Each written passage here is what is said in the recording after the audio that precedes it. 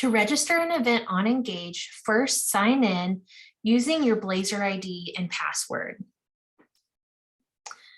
Once you've signed in, you'll navigate to your Manage toolbar. Under My Organizations, you should see a list of all the organizations or departments that you are currently a member of. Select the appropriate department, then use the Settings key. From here, you'll select Events.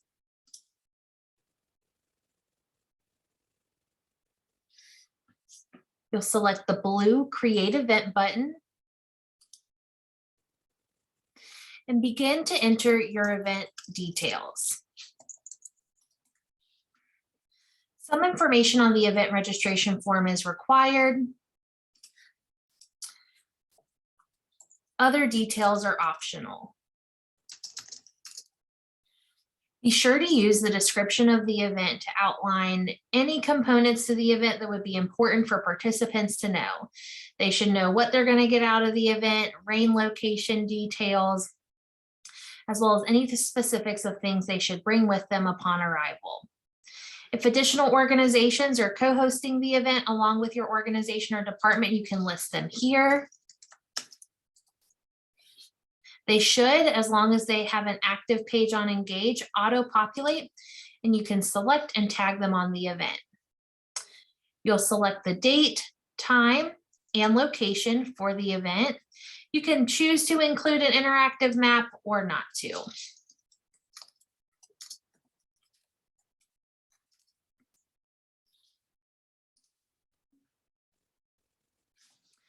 Once you've entered the time, place, and location for the event, you also have the opportunity to select the event's visibility. Show to the public means that any community member, so you don't have to be a UAB student, faculty, or staff member, and do not have to have a Blazer ID and password in order to view the event details. Students and staff at Engage means that any student, faculty, or staff member that has a Blazer ID and password and can log into Engage would have the ability to view your event. If the event is only opened to members of the hosting organization, so if my department, Student Involvement and Leadership, is hosting an event and only members of my professional staff team or only student leaders directly advised out of the office are able to attend the event, then this is what I would select. Or you can do invited users only. For this event, we're going to leave it open to the public. You can select event categories that align with the specific event you're hosting. Events for Blazer Welcome will have the Blazer Welcome tag added afterwards. You will not see this as an option when you're registering the event. You also have the ability to select perks. So if your event will provide free food to participants or free t-shirts or buttons, you can select these perks, and then attendees or people who are viewing the Blazer Welcome schedule will actually have the ability to filter the schedule based on, say, events that have free food or events that are giving away free stuff.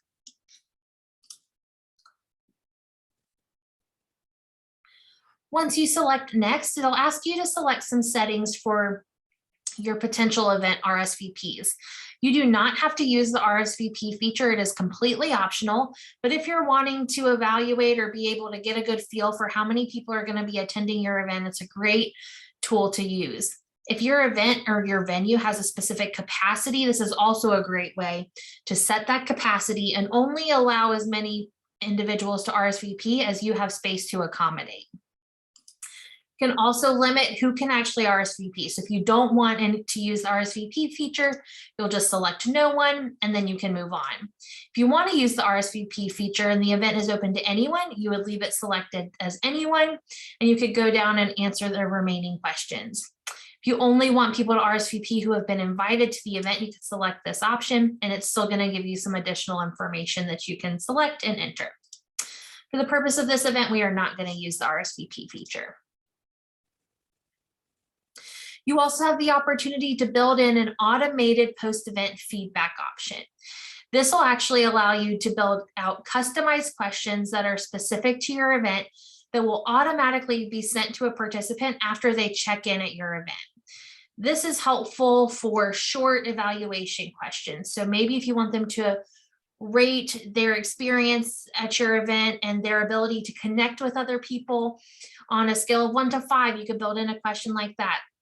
Maybe you want to ask them, kind of about one key outcome that you had for the event or activity that you offered. This is a great place for that.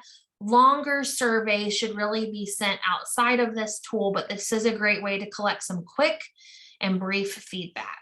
It is also an optional tool, so you don't have to use this feature. Then you'll come to the option to upload a cover photo. This is also an optional tool. If you do not select a photo to serve as the cover photo for your event, Engage will actually automatically assign you to one from their photo library. It gives you some specific guidelines for image files.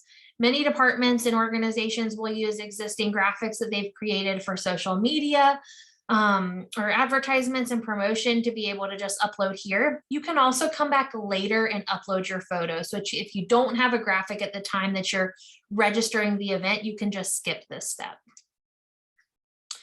After this step, departmental events will actually automatically be finished. And so you should see an option after here that just says submit.